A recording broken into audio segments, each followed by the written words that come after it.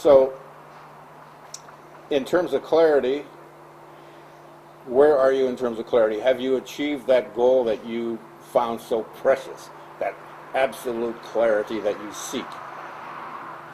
I think it's a long journey. You know, it's for me.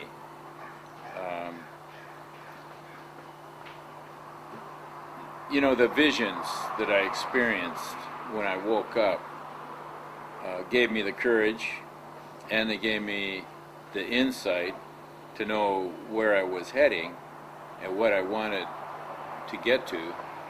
And there has been work because, you know, I grew up in a dysfunctional society and a dysfunctional culture and dysfunctional family, and everything was dysfunctional.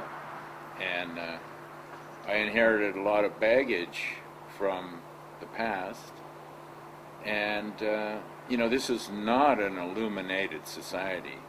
This is not a society where people take ownership of their own self and be responsible for their own self. This is like a victim society and a perpetrator society. And, you know, our public the collective trance that everybody's caught up in, which I like to step completely outside of. That has been somewhat of a hurdle for me. And, you know, I've looked into all kinds of methods in all kinds of places to see what the traditional ways of getting around this is, and really basically it boils down to being in my heart and owning who I am, including my dark sides. And I follow my dreams. I'm still following my dreams and getting wonderful guidance. I never did find any gurus out there that satisfied me, but my dreams are pretty right on. So perhaps you're your own guru. Well, yeah, I mean, there's a deeper part of me that is the guru, you know. And the rebellious, defiant artist that I have been most of my life is merging into the wise old man as I age. That moonshot. I wish my hair was white so I'd look more wiser than I really am. That moonshot, looking back at Earth, really signifies that really the politic and the religion and all the strife on Earth is for naught. We're like dogs biting their own tails, around in a circle and a circle and a circle, and nothing ever improves, ever changes. Well, I like to think that God is dreaming and we are the dream, you know. So, you know, I wake up in the morning and I say, gee, that was an interesting dream, but you know what? I'm going to wake up when I die from this life and go, boy, that was an interesting dream. And I've had a really, really interesting life, you know. Some of the things I've taken on that have been really challenging. And, you know, for example, my mission with the swastika, I mean, you know, now my book is being published in Italy, in Italian. And I'm getting hundreds and hundreds and hundreds of emails from young people all over the world who are, you know, tattooing themselves and scarring themselves with swastikas, and they're all taking on the task of, you know, purifying, restoring the swastika. And, you know, when I started down this road 30 years ago, everyone just thought I was totally nuts. And now it's happening. It's becoming a kind of a rite of passage for these young people that are also starting on their own journeys. So I feel pretty proud about that. Pretty proud about that. One of the questions that bothers me is that every time I see a piece of art in a community, there's a default.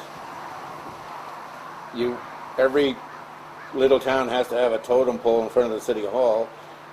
Everybody has to have so-called native art.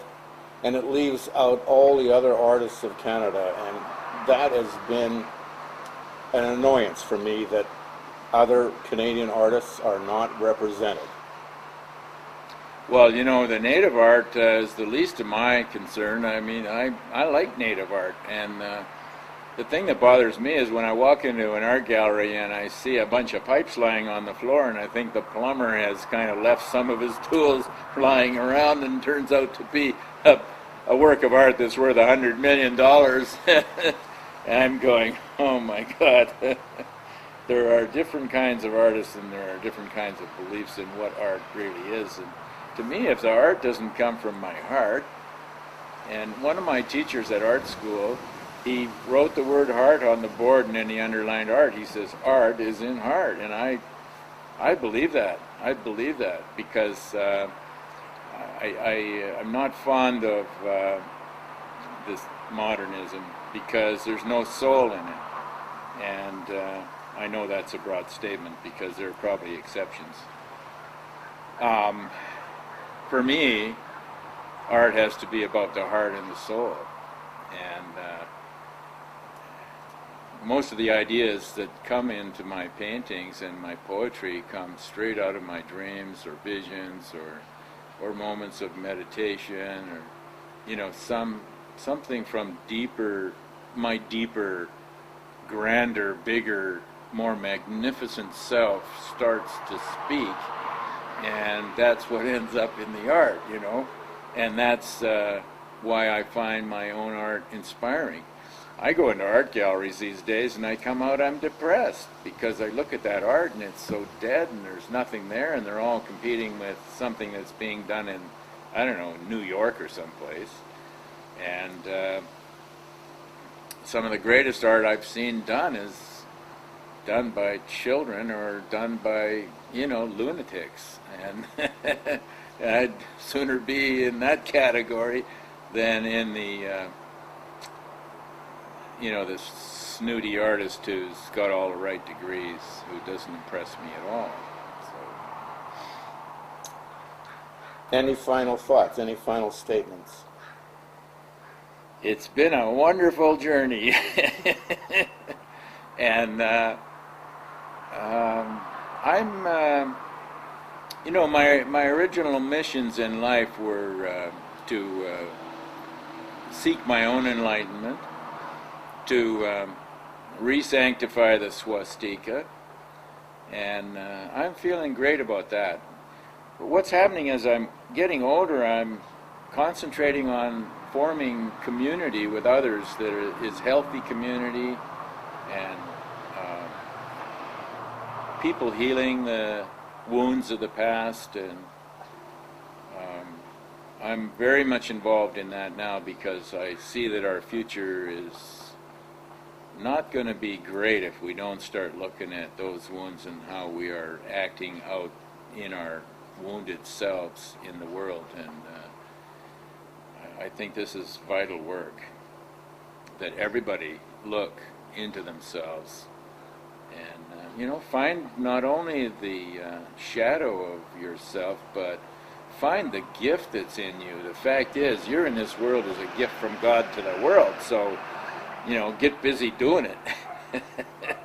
That's my final word. Thank you.